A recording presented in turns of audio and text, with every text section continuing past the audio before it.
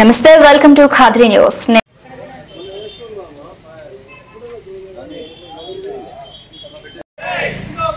Anjana.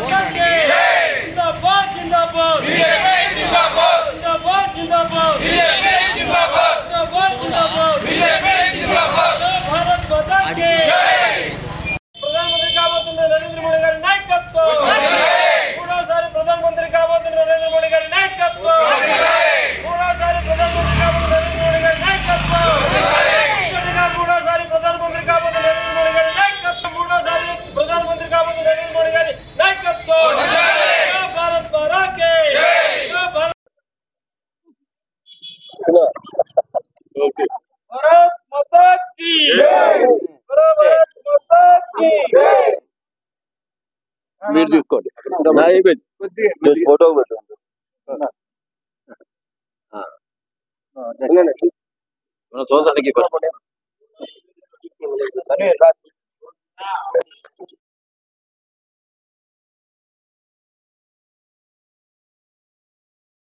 ప్రధానమంత్రి కాబోతున్న నరేంద్ర మోడీ గారి నాయకత్వం మూడోసారి ప్రధానమంత్రి కాబోతున్న నరేంద్ర మోడీ గారి నాయకత్వం మూడోసారి ప్రధానమంత్రి కాబోతున్న నరేంద్ర మోడీ గారి నాయకత్వం ముచ్చటగా మూడోసారి ప్రధానమంత్రి కాబోతున్న నరేంద్ర మోడీ గారి నాయకత్వం ఈరోజు భారతదేశమే కాకుండా ప్రపంచ దేశాల్లో చాలా దేశాల్లో మూడోసారి నరేంద్ర మోడీ గారు ప్రధానమంత్రి కాబోతున్నారని చెప్పేసి సంబరాలు అంబరాలు అంటే విధంగా ఈరోజు పండుగ చేసుకుంటున్నారు.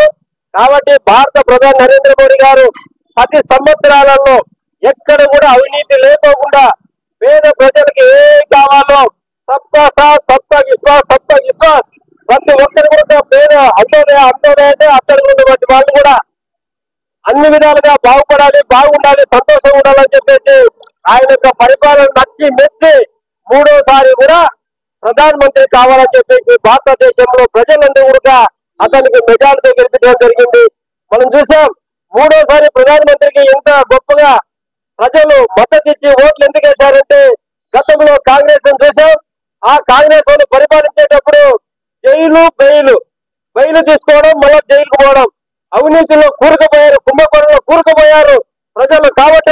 కాబట్టి ప్రధానమంత్రి దేశానికి రక్షణ శ్రీరామ రక్ష అని చెప్పేసి మళ్ళీ కూడా మూడోసారి ప్రధానమంత్రి గెలిపించడం. ఈ రోజు ఎన్డీఏ కూటమి అభ్యర్థులంతా కలిసి మళ్ళీ కూడా ఈ దేశం సురక్షితంగా ఉండాలంటే ప్రపంచ దేశాల్లో మంచి పేరు రావాలంటే నరేంద్ర మోడీ గారు మూడోసారి మీరే ప్రధానమంత్రిగా ఉండాలని ఈ రోజు నిర్ణయించడం చాలా మంచి శుభదినం అని చెప్పేసి తెలియజేసుకుంటూ, అదే విధంగా చీడపురుగులు ఎవరైతే ఉన్నారో ఈ రాష్ట్రంలో రాజకీయ నాయకులు చాలా మంది ఈ రాష్ట్రంలో ఇంకో రాష్ట్రంలో వాళ్ళందరినీ కూడా గాడి పెట్టడానికి కూడా మన నరేంద్ర మోడీ గారు ఎంతో కృషి చేసి వాళ్ళ అవినీతిని అడ్డకట్టడం జరిగింది. కొంతమంది కొన్ని ప్రాంతీయ పార్టీ నాయకులు ఇప్పుడు జైల్లో ఉంటున్నారు. అదే విధంగా ఆంధ్రప్రదేశ్ లో జగన్మోహన్ రెడ్డి అవినీతిని వారి యొక్క అధికారులను అడ్డకట్టేయడానికి నరేంద్ర మోడీ గారు ఈ యొక్క ఎన్డీఏ తర్వాత వాళ్ళందరినీ గాడిలో పెట్టి ఈ యొక్క ప్రజల యొక్క స్వచ్ఛందంగా ఓటేయాలని చెప్పి, అదే విధంగా ఈ యొక్క చంద్రబాబు నాయుడు, అదే విధంగా పవన్ కళ్యాణ్ గారు, ఈ మన పురంధేశ్వరి గారి రాష్ట్రంలో అందరూ కూడా కలిసి ఈ యొక్క కూటమిని బలోపేతం చేసి ఎప్పుడు చూడలేని విధంగా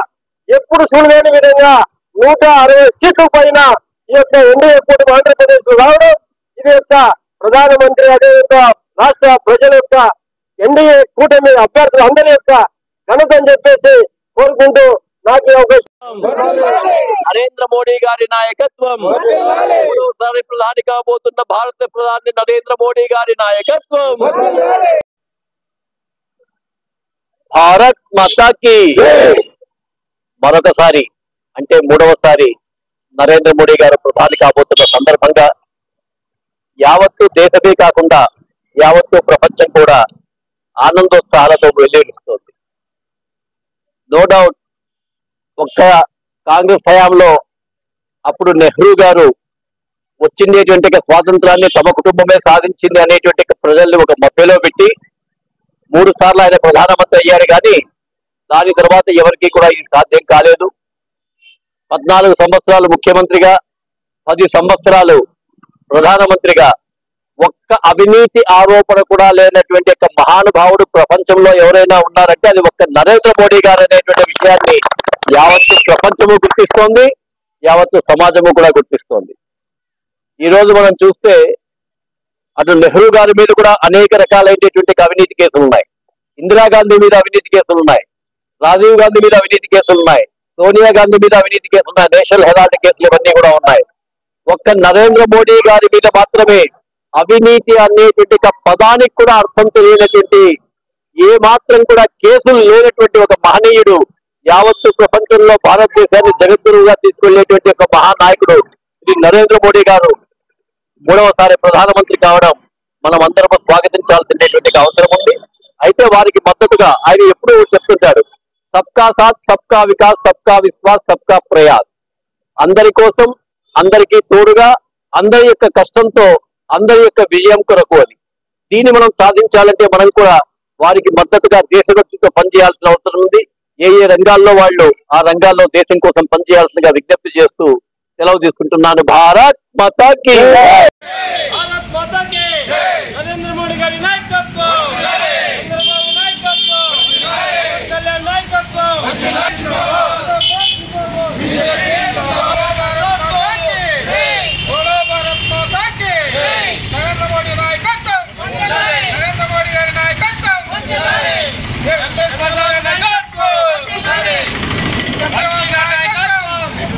చంద్రబాబు నాయకత్వం, కాంగ్రెస్ పార్టీ నాయకత్వం.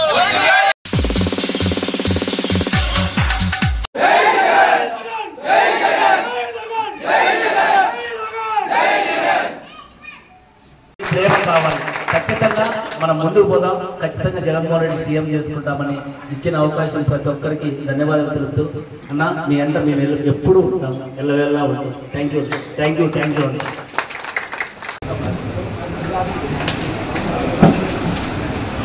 ఒకసారి గతాన్ని నెమరేసుకుంటే 2014లో మనము ఇదే విధంగా ఒకసారి ఓటమి చదువుకోవడం జరిగింది.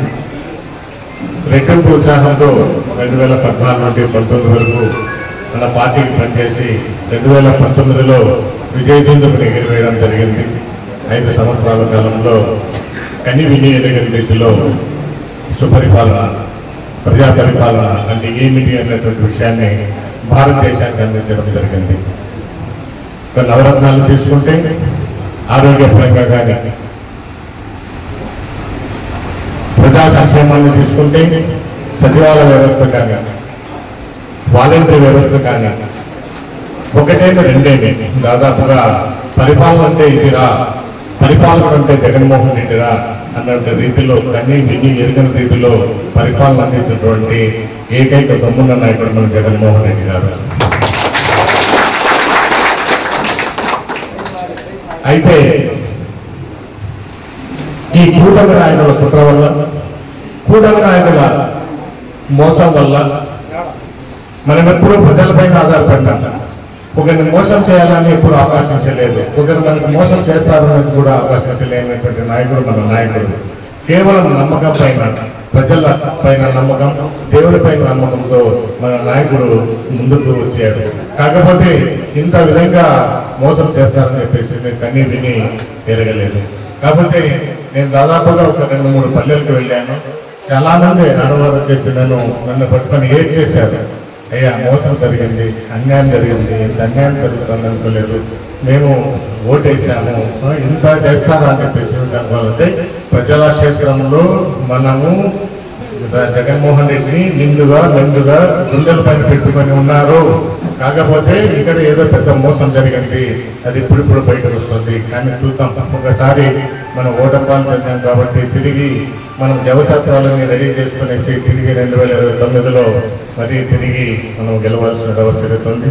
నెక్స్ట్ మన మక్కులు పోయి కూడా మనం ఇదే వేదైపోయినా కూడా చేస్తున్నారు. విజయ దరహాసంతో మనం ఇదే విధంగా స్పీచ్ ఇచ్చే విధంగా కూడా కానీ 2024లో మేము చూసాం దీని యొక్క ప్రతిభ. ఉదయం 7 గంటలకి వెళ్తే 45 డిగ్రీల నుండి 45 డిగ్రీల ఎండలో కూడా మేము ఎన్నోసార్లు 5-6 సార్లు రెస్ట్ తీసుకున్నాం. అయినా కానీ మన మక్కులు పోయి గారు ఎక్కడ కూడా రెస్ట్ తీసుకోలేదు. తిన్నాడు, దొరకకపోతే అలాగనే పనిచేసుకుంటూ దాదాపు 7, 8, 9, 10, 11, 12 గంటల వరగా కష్టమైనటువంటి జగన్మోహన్ రెడ్డి కన్నా ఎక్కువ కష్టమైనటువంటి కష్టజీవి మన మక్కులు పోయి. మేమంతా పార్టీ వెంటుంటాం, మీ వెంట ఉంటాం. మేమందరూ తిరిగి నిన్ను ఇదే విధంగానే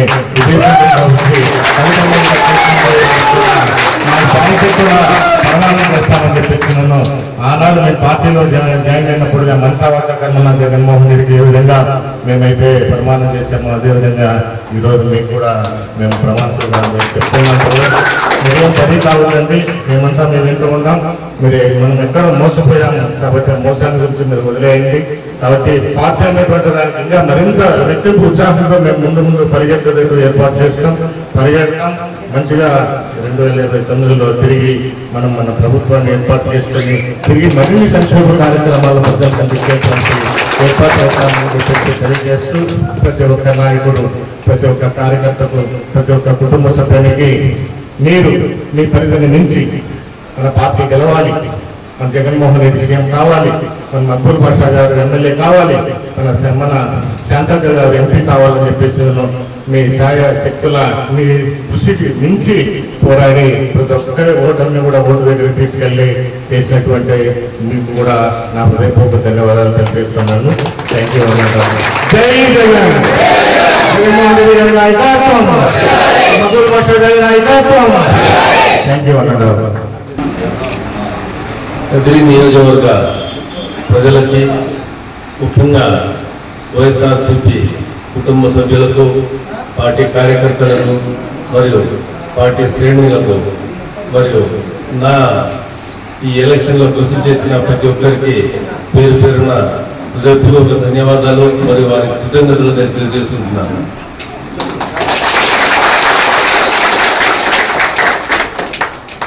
మన నాయకులు శ్రీ జగన్మోహన్ రెడ్డి గారు నా పైన నమ్మకం ఉంచి కదిరి వైఎస్ఆర్ టికెట్ ఇవ్వడం జరిగింది. దానికి మీరంతా నన్ను ఆయన తీసుకున్న నిర్ణయానికి స్వాగతించి మీరు నన్నందరూ తోడుగా ఉండి ఈరోజు దాదాపు గెలుపు అంచుల వరకు మీరందరూ గెలుపోవటంలో రాజకీయంలో సహజం. ఒకరే గెలుస్తారు, ఓడిపోతారు. దాంట్లో ఈరోజు మన వైఎస్ఆర్సీపీ పార్టీ అభ్యర్థిగా నేను ప్రతి ఒక్కరి దగ్గరికి పోవడం జరిగింది. ప్రతి ఒక్కరూ వారి శాయశక్తిగా కృషి చేసి దాదాపు 7-8 రోజులు మేము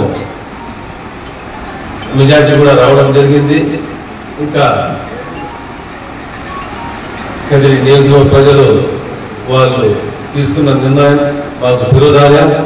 మేము వారు వచ్చిన తీర్పును మేము స్వాగతిస్తూ శిరసావహిస్తున్నాం. కానీ రానున్న రోజుల్లో తప్పకుండా మళ్ళీ వైఎస్ఆర్సీపీ పార్టీ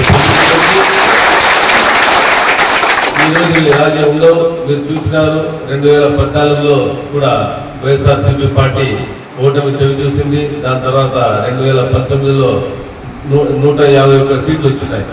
ఈరోజు మాకు తక్కువ సీట్లు వచ్చినాయి. దానికి బాధపడే అవసరం లేదు, ఎందుకంటే మేము ప్రజాక్షేత్రంలో ఉన్నాం. ప్రజలు ఏ తీర్పు ఇస్తారో దానికి మేము తప్పకుండా గౌరవించాలి, గౌరవిస్తున్నాం కూడా. కాబట్టి ఈరోజు మీకందరికీ నేను ఒక మాట చెప్పదలుచుకున్నాను. ఏమంటే మీరు ఎలాంటి అధైర్యపడే అవసరం లేదు. తప్పకుండా నేను మీ వెంటే ఉన్నాను. ప్రతి ఏ టైంలో కానీ మీరు నాకు ఫోన్ చేయొచ్చు. నా ఫోను 24 గంటలు ఓపెనే ఉంటుంది. దీనికి ఏ టైం లేదు. రాత్రి 10 గంటల నేను పనిలో ఉన్నా తెలుస్తాను. ఇవాళ నేను ఏదో బయట పని మీద పోయినా కానీ మీరు నాకు ఫోన్లలో సంప్రదించవచ్చు. చాలా త్వరగా చెప్పేస్తారు బయట వచ్చి బయట వెళ్ళిపోయినాడని. నేను కదిరిలో పుట్టినాను, ఆ రోజు పుట్టినాను, పెరిగినాను, కదిరిలోనే ఉంటాను. మీరు చూస్తున్నారు కదిరిలో వైఎస్ఆర్సీపీ పార్టీ ఆఫీస్ ఎంత పెద్దది ఉందనేది ఎక్కడ లేదు రాష్ట్రంలో. అంటే నేను ఇక్కడ పాతపైకి వచ్చిండేది. కాబట్టి మీరందరూ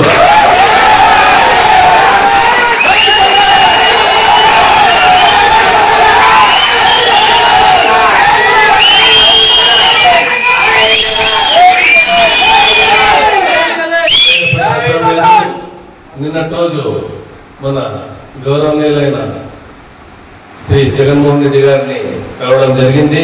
దాదాపు 45 నిమిషాలు సార్తో కూర్చొని ప్రతి ఒక్కరూ మాట్లాడినాము. సార్ కానీ చాలా బాధపడుతున్నారు. బాధపడతా ఉండేది పవర్ రాలేదని కాదు, ఇక మా ప్రజల వారికి మంచి సంక్షేమం ఎలా జరగాలనే దానిపైనే ఆయన బాధపడుతూ ఉంది. కాబట్టి మన ముఖ్యమంత్రి వర్యులు 9వ తేదీ వరకు కూడా ఆయన ముఖ్యమంత్రి గుర్తుపెట్టుకుని ఈరోజు 6వ తేదీ ఇంకా 3 రోజులు నేను ఆయన్ని ముఖ్యమంత్రి వర్యులనే నేను సంబోధిస్తాను. కాబట్టి ఆయన తపన, ఆయన ఆలోచన, ఆయన ప్రతి నిమిషము మన రాష్ట్ర ప్రజల గురించి ఆలోచిస్తున్నారు. వేరేది ఏంటి ఆయనకు ఆలోచన లేదు. ఆయన్ని కలిసిన తర్వాత ఆయన ఎంత తపన పడుతున్నారు. నిజంగా ఆయనతో నేను ఉన్న దానికి వారితో నేను ప్రయాణిస్తున్న దానికి చాలా గర్వంగా ఉంది. మరియు పార్టీలో ఉండి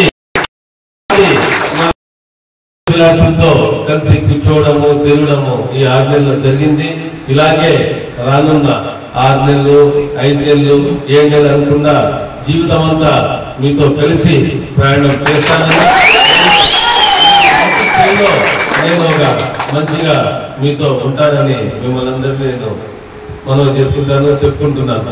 కాబట్టి మన వైఎస్ఆర్సీపీ పార్టీ కార్యకర్తలు కానీ, పెద్దోళ్ళు కానీ, చిన్నోళ్ళు కానీ ఎలాంటి అధైర్యపడకుండా చాలా ధైర్యంగా ఉండి ఏదైనా చిన్న సమస్యలు వస్తే మీరందరూ కలిసికట్టుగా నిలబడి వచ్చే ఏ ఇబ్బంది అయినా అందరూ కలిసికట్టుగా మేమందరం ఎదుర్కొంటాం.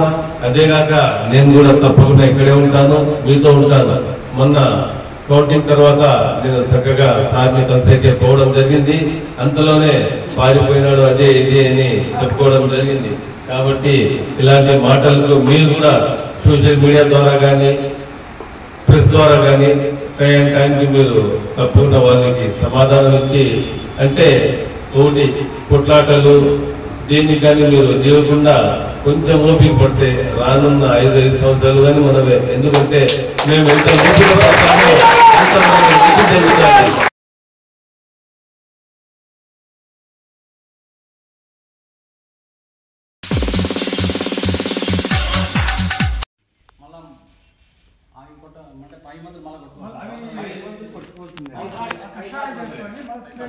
కషాయం కొట్టుకోవచ్చు. మనం దాన్ని రికమెండ్ చేయలేదు. ఇంకా మనం డెమో పెట్టిన చోట అవి ఇప్పుడు మరొకటి పనిలో మనకు చేసినాం సార్. అవి వెబ్సైట్స్ చేసినాం మనము. ఇప్పుడు ఇన్ఫర్మేషన్ గా మా మిర్చి మీద ప్యాడింగ్ చేస్తున్నాం మనం. మళ్ళీ ఇప్పుడు కొత్తగా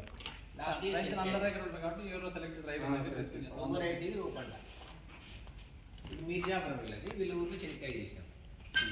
అప్పుడు కషాయాలన్నీ పెట్టింది.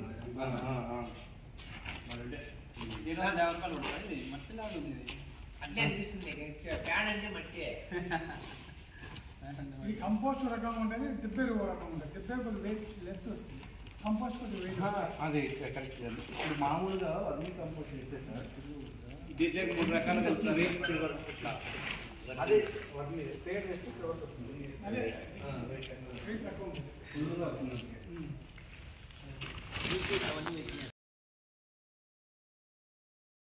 ఎక్కువ ఉంటుంది. మనం ఇది మహారాష్ట్ర నుంచి తెప్పిస్తాం కదా, అక్కడ దాంట్లో ఆ కొండల్లో ఫాస్ఫేట్ గుణం ఎక్కువ ఉంటుంది. దాన్ని దీంట్లో కలుపుతారు.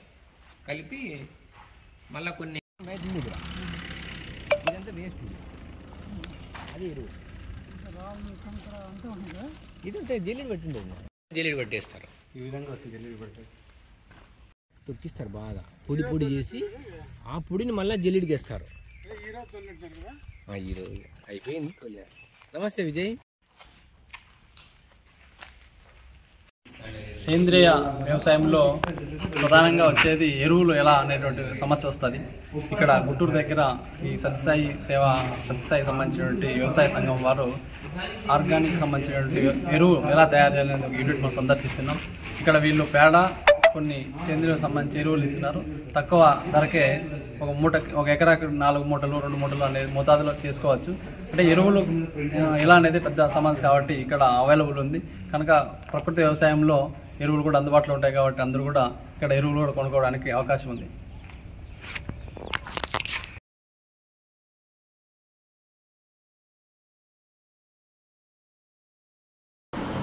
ఇవి ఇప్పటివరకు నా అప్డేట్స్. మరిన్ని అప్డేట్స్ కోసం చూస్తున్నానండి ఖాద్రీ న్యూస్.